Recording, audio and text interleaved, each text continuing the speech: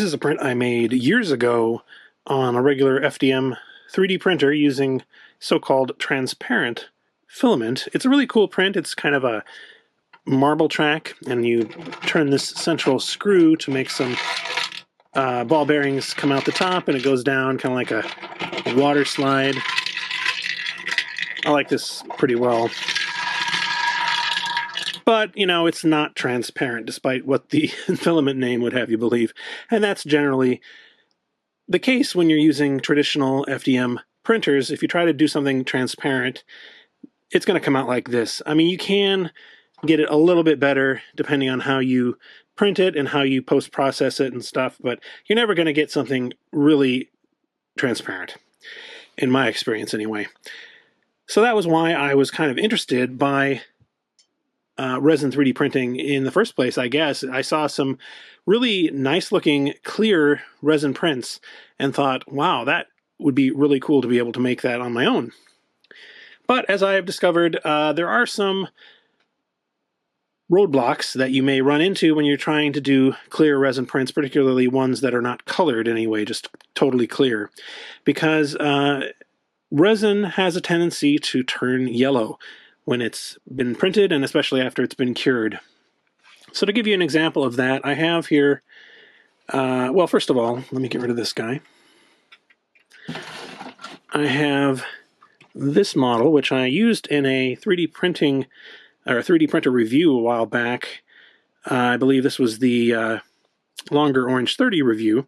This is the Black Goat of the Woods model from Creatures of Cromsfell. And it's a great model. I love it. I do still plan to paint it at some point. But one thing that kind of stopped me, I guess, was that it has this section here that's, you're supposed to print in clear as a kind of cap for some eggs that she's got on her abdomen here. And I'm not sure which way this is supposed to go. It doesn't quite fit right either. There we go. When I printed it in sort of traditional standard Elegoo resin, it turned pretty yellow. And this has been my experience when I've tried to print other things as well. They tend to just turn yellow, even if you're not over curing them or anything like that. So I was interested when a company contacted me a little while ago and said that they had some non-yellowing resin. The resin that they ended up sending me is called G-217. The company is Resione, or Resi1. I'm not entirely sure how you're supposed to pronounce that. But in any case, this resin is supposed to not turn yellow. So I tried, first of all, printing this exact piece in the G-217 resin, and that's what I have here. Let me get this out of the way. The one on the left is with the G-217, and the one on the right is standard resin, and you can see it definitely is less yellow. I don't think really this is yellow at all, whereas this is definitely noticeably yellow. So it does seem to work.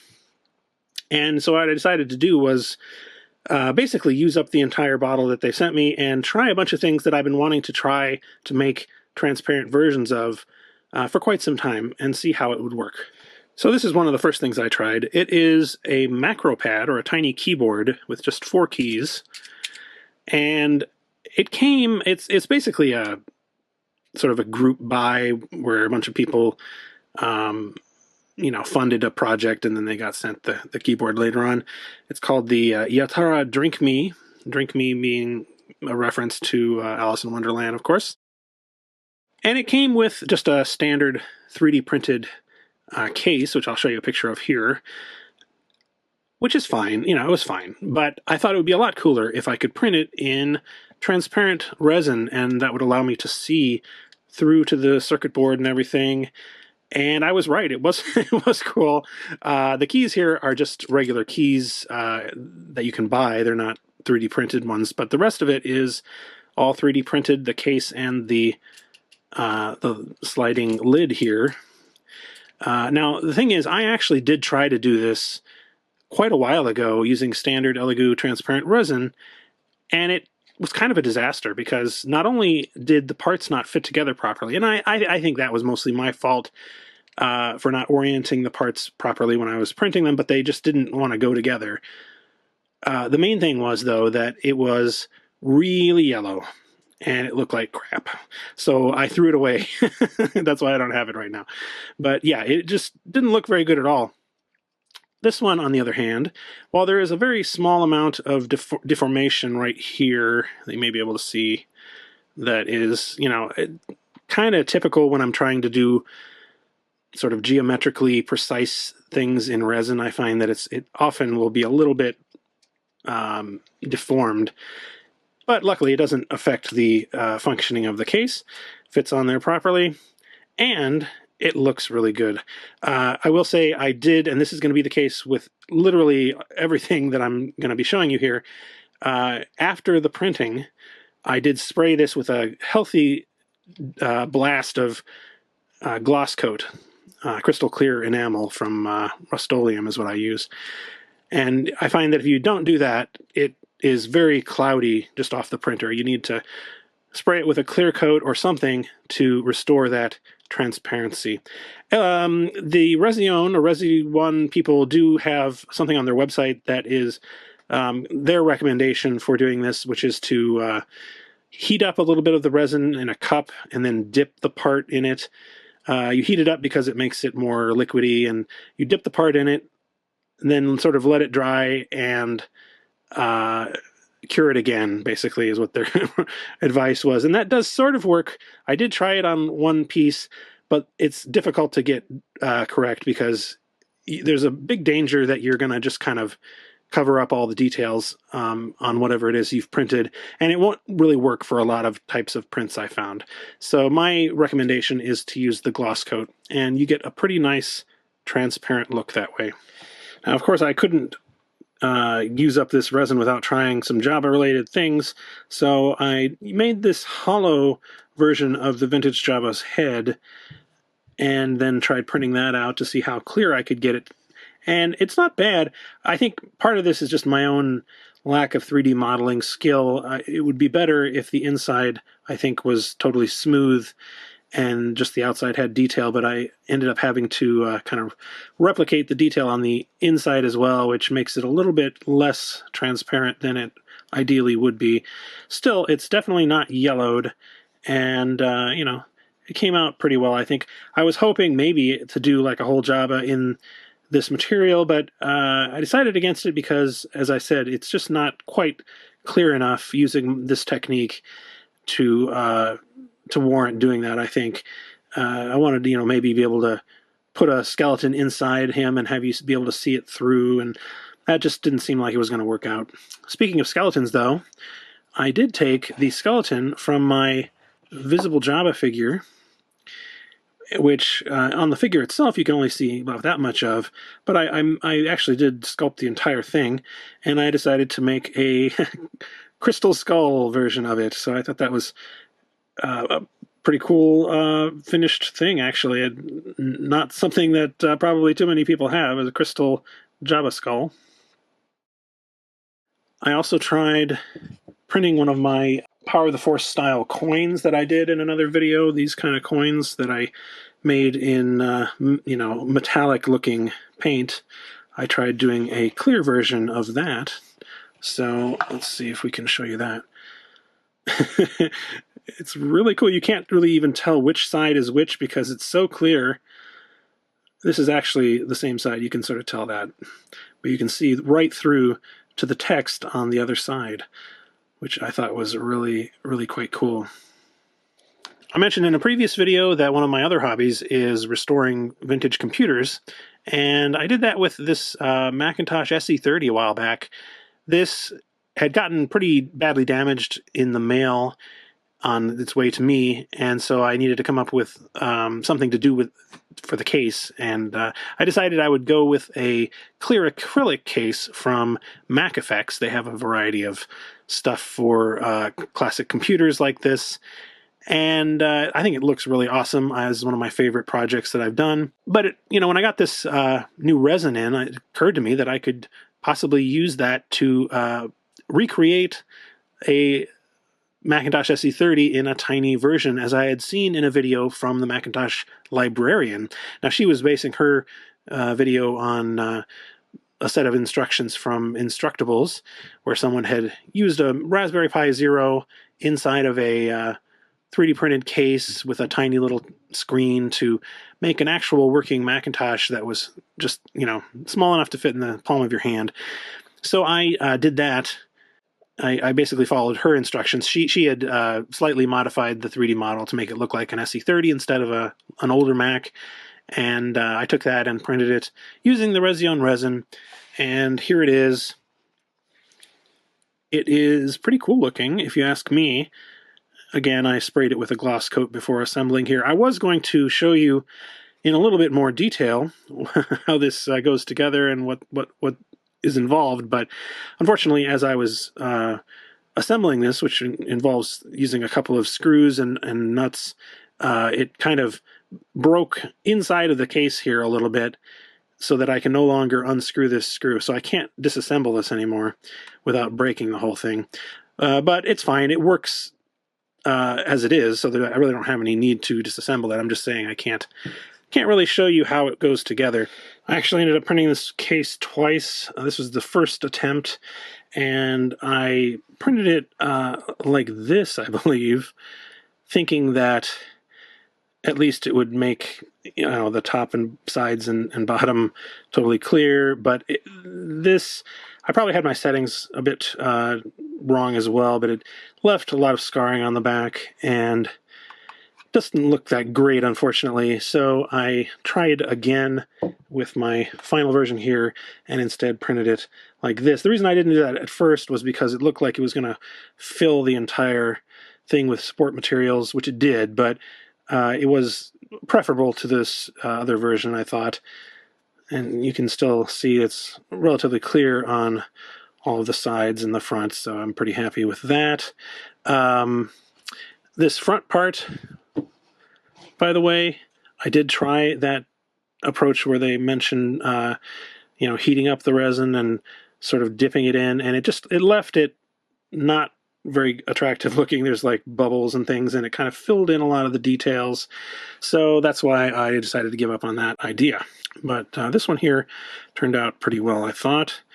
And yeah, I'm pretty happy with this. All right, so to actually use this, you do need some additional things besides the computer itself. We need a power supply that has a little switch on it that plugs into one of the micro USB ports on the back.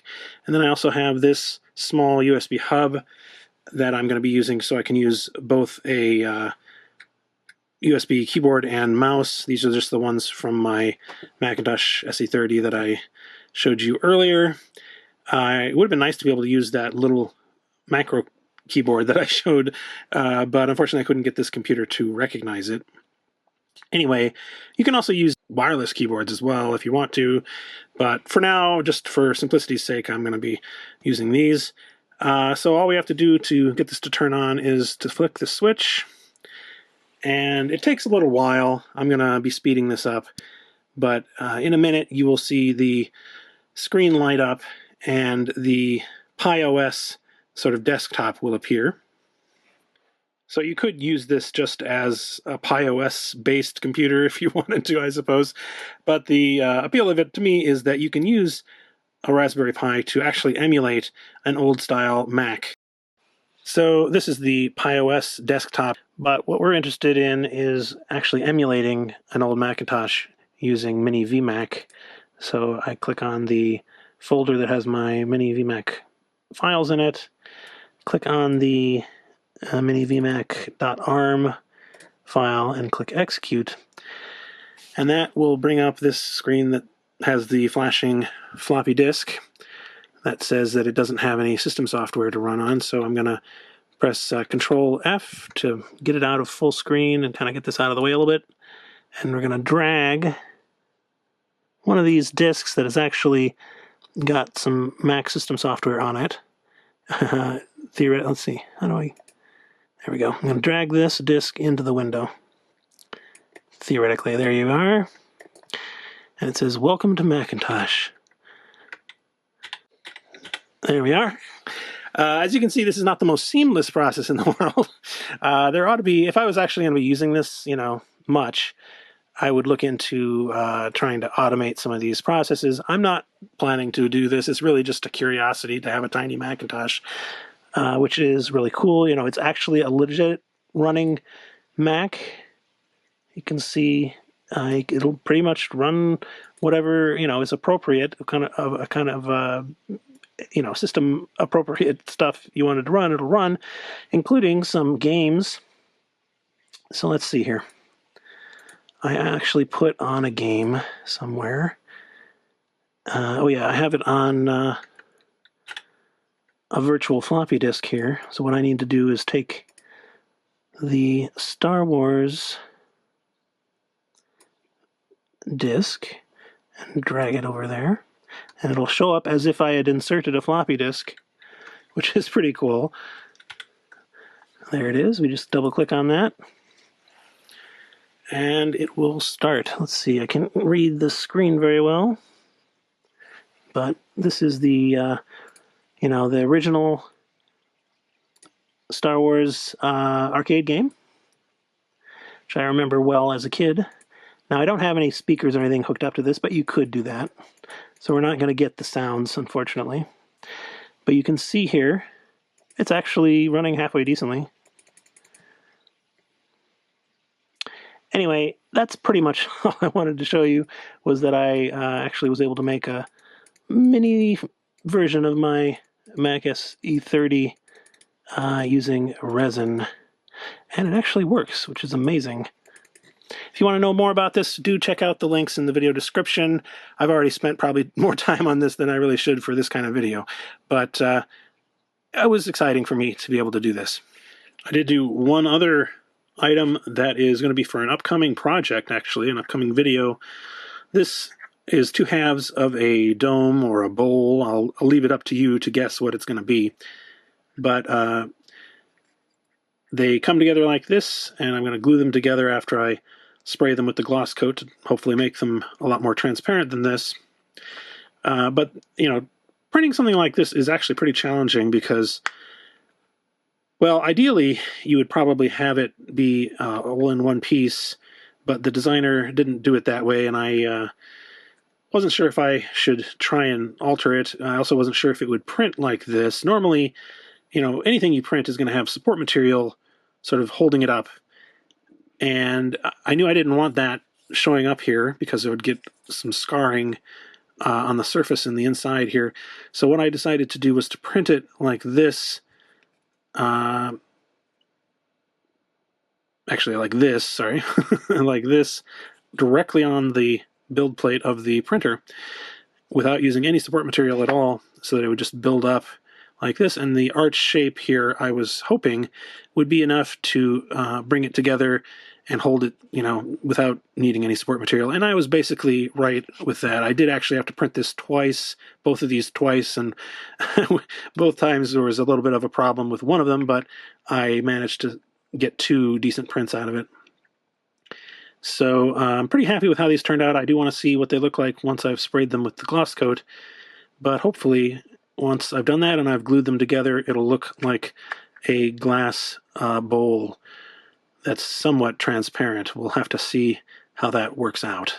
So here are the pieces that I've clear coated maybe 3 or 4 times and then joined together.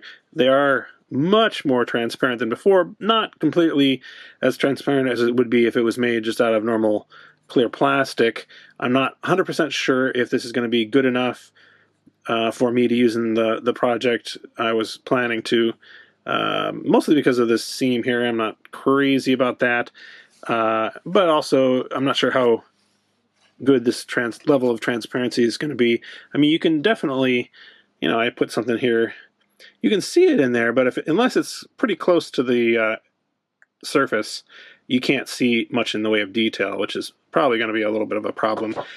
But just to compare it, this is what it looked like when it wasn't sprayed with anything. This is just cleaned with alcohol, and I also tried curing this one for like 5 minutes, just really cure the heck out of it to see if I could get it to yellow. And I think I did get it to yellow a little bit, but still not much, and definitely no yellowing on this one. So I'm pretty happy with that aspect of it anyway. Well, that's about it for today's video. A bit of a rambling one in some sense, but I did want to show off what I've done with this resin.